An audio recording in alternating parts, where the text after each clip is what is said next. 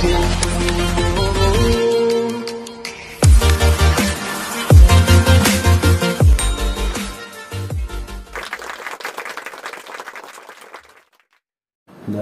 mungkin di mata masyarakat ya ada beberapa istilah yang hampir menyamai dengan apa yang Bapak jelaskan tadi gitu tentang coach, bahwa coach itu membantu, dan itu ada disebut namanya konseling, konseling, mentor ya, konseling, mentor, kayaknya mirip-mirip dengan coaching atau seperti apa itu? Apa bedanya antara coach, konseling dengan mentor gitu?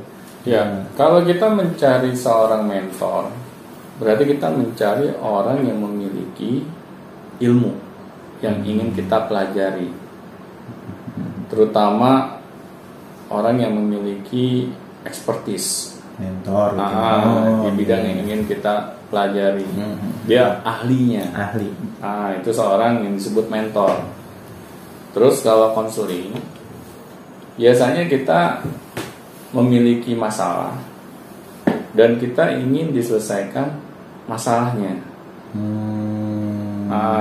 oleh orang tersebut gitu. Kita konsult lah.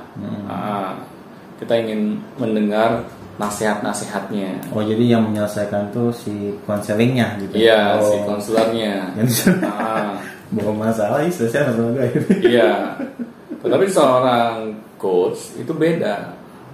Coach itu menjadikan dirinya bukan sebagai dewa penyelamat, tetapi sebagai teman bicara, teman sharing. Kalau teman sharing kan bukan kita menyelesaikan masalah teman bicara kita, cuma hanya menemani gitu ya. Iya, betul. Karena belum tentu apa yang orang ingin dengar dari kita itu selalu solusinya. Dia misalnya ingin didengar, dia ingin diajak sharing aja, dia tidak membutuhkan nasihat-nasihat. Karena kalau kita inginnya selalu menasihati orang, memberitahukan orang mana yang benar, mana yang salah, kadang orang juga tidak membutuhkan hal itu, blok gitu. Malah dia butuh teman bicara gitu, teman sharing, dia ingin didengar. Tetapi ketika orang tersebut meminta nasihat kita, ya baru kita bisa berikan. Tapi kalau seorang konselor, misalnya kita datang nih ke seorang konselor, ya berarti kita sadar gitu, kita membutuhkan nasihatnya. Kita langsung di awal seperti itu. Iya, betul. Begitupun juga dengan mentor. Kita mencari seorang mentor ya karena kita ingin dibantu dari permasalahan yang kita miliki. Iya, tapi kalau coaching itu kayak menggali potensi yang bertanya siapa gitu ya. Iya. Dari kayak kamu tuh bisa loh sebenarnya. Benar. Seorang coach yang baik itu dia akan memberdayakan kliennya, coachingnya, orang yang ingin dibantunya. Seorang coach itu akan menyadarkan bahwa kamu ini berdaya loh. Kamu ini memiliki resource untuk menyelesaikan masalah kamu. Tapi kamu belum sadar aja karena kamu berada di dalam pusaran masalah. Nah, di sini kita sebagai seorang coach bukan sebagai dewa penyelamat. Kita tidak ingin malah orang yang ingin kita bantu ini bergantung kehidupannya dengan kita. Tergantungan sama kita. Karena seorang coach yang seperti itu berarti seorang coach yang gagal. Karena apa? Kalau sampai kita membuat orang yang ingin kita bantu ini menjadi tidak berdaya setelah ketemu kita, berarti ada yang salah di dalam prosesi coachingnya. Benar. Malah dia makin galau, atau misalnya butuh kita terus gitu ya, jadi malah ketergantungan dengan kita. Nah itu berarti ada yang salah gitu. Kita belum paham tugas menjadi seorang coach itu seperti apa. Tugas seorang coach itu hanya berusaha menyadarkan gitu orang yang ingin kita bantu ini gitu, bahwa kamu ini orang yang memiliki potensi loh. Kamu jangan menganggap remeh diri kamu sendiri gitu. Kamu harus sadar itu. kita jadikan orang yang ingin kita bantu ini terbuka matanya gitu. Kamu selama ini menutup mata kamu loh. Kamu sebenarnya kalau kamu buka aja sedikit mata kamu bisa melihat peluang-peluang yang kamu sebenarnya bisa raih. Tetapi kalau kamu tetap menutup mata kamu malah menganggap remeh kehidupan kamu, nah, itulah yang akan kamu dapatkan. Karena dia berada pada pusaran masalah. Iya. Nah, seorang coach yang baik itu kan seperti itu. Dia akan berusaha gitu, menyadarkan orang yang ingin dia bantu. Bukan orang yang ingin kita bantu ini kita anggap dia nggak bisa apa-apa gitu. Ceramahin. Kita anggap dia kayak anak kecil gitu. Kamu tuh harusnya kayak gini, harus kayak gini, kan? Iya. Kadang kayak gitu juga. Benar. Kalau kita cerita sama orang tiba-tiba cuma ngasih tahu gue. Nah ini, jadi kalau menurut saya, asal kita senang dengan orang lain, kita peduli dengan orang lain, kita bisa menjadi seorang coach. Yang penting harus ada nilai itu gitu di dalam diri kita. Tapi kalau kita tidak memiliki nilai itu, ya jangan coba-coba kita memilih profesi menjadi seorang coach. Nanti yang saya kasihanin ya itunya, orang yang ingin kita bantu. Bukan dia semakin menemukan jati dirinya, malah kita merusak jati dirinya gitu kan. Iya. Malah dia kayak gue nggak bisa apa-apain gitu. Iya. Iya ya, kadang-kadang seperti itu kan, kita ketika menerima sebuah masukan atau apa, kita merasa bahwa ternyata gue ini selama ini gak bisa apa-apa. Iya. Pokoknya semangat untuk memperbaiki diri gitu, malah ya gimana Pak caranya Pak gitu. Nah makanya coaching di dunia pendidikan ini itu sangat kalau menurut saya penting untuk kita lakukan. Karena apa? Anak-anak ini harus kita sadarkan gitu bahwa kamu ini memiliki potensi loh.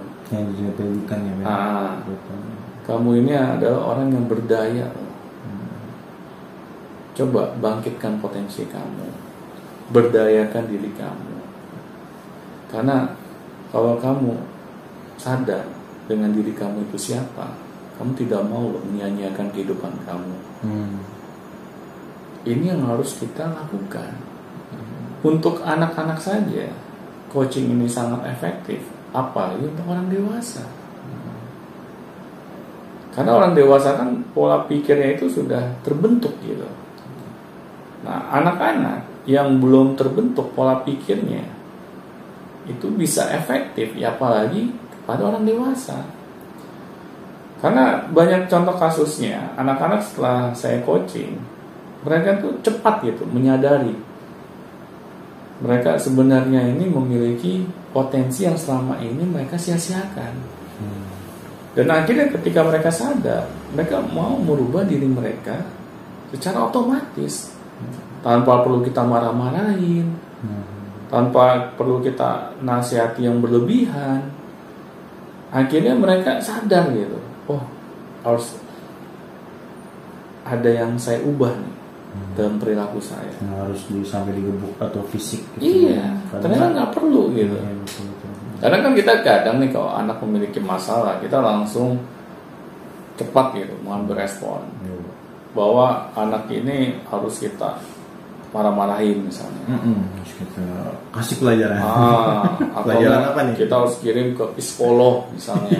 Karena anak ini bermasalah gitu. Sebenarnya hal tersebut itu adalah langkah terakhir gitu yang harus kita lakukan.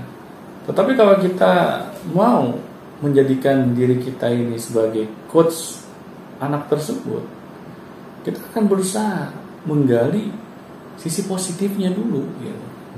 Siapa tahu anak ini belum sadar gitu mengenai sisi positif yang mereka miliki. Tetapi kalau kita tidak sabaran, kita langsung reaktif gitu kan, dengan segala hal yang anak-anak itu hadapi, akhirnya ya selamanya kita buat anak ini tidak pernah mandiri dalam kehidupannya. Padahal kan kita harus fokus yang kita miliki itu bagaimana membuat anak ini menjadi mandiri, terbangkitkan potensinya gitu kan. Dia bisa berdiri di atas kakinya dia sendiri gitu. Jangan dikit-dikit anak ini bergantung gitu. Apakah itu dengan gurunya, bergantung dengan orang tuanya. Kita bisa menjadikan anak ini sebagai problem solver bagi masalah di dalam kehidupannya. Nah, dan akhirnya kita akan melihat ternyata anak-anak juga itu bisa loh menyelesaikan masalahnya sendiri tanpa perlu kita suapi gitu. Di sini kan pentingnya coaching gitu di dunia pendidikan. Nah, apalagi untuk orang-orang dewasa gitu. Karena kan orang dewasa ini sudah memiliki resource gitu di dalam dirinya. Iya, memiliki database gitu ya. Anak-anak tadi yang belum lengkap database resource yang ada di dalam dirinya, mereka bisa terbantukan, ya apalagi orang dewasa. Nah, makanya pentingnya kalau kita ingin menjadi seorang coach, apalagi berkarir di sebuah perusahaan besar, ya kita harus tanya dalam diri kita, apakah kita peduli dengan orang lain. Kalau kita memiliki kepedulian, insya Allah apa yang kita inginkan berkarir menjadi seorang coach ini akan berjalan dengan baik. Oke, terima kasih atas jawabannya. Dan seperti itu ya, kalau misalnya ingin jadi coach atau instruktur coaching dan apapun itu, silakan langsung saja lakukan apa yang telah disampaikan Pak Doni sebelumnya gitu. Jadi memang tak ada tahapannya juga ya Pak ya, tahapannya ada ilmunya, ada apanya. Jadi tidak semena-mena orang itu dikatakan seorang coach ya. Iya, benar. Banyak yang ngaku-ngaku kan sekarang coach. Benar. Oke, terima kasih Pak Doni atas penyampaian coaching pada hari ini. Ya, semoga bermanfaat. Dan jangan lupa siapapun yang mau bertanya silahkan langsung kolom komentar sudah ada di bawah, deskripsi sudah ada, tinggal klik WA, klik Telegram, klik juga Gmail, silahkan tanyakan sesuatu dan kami akan bahas dan kami akan balas. Terima kasih. Sampai jumpa di Beyond Education selanjutnya. Sampai jumpa teman-teman.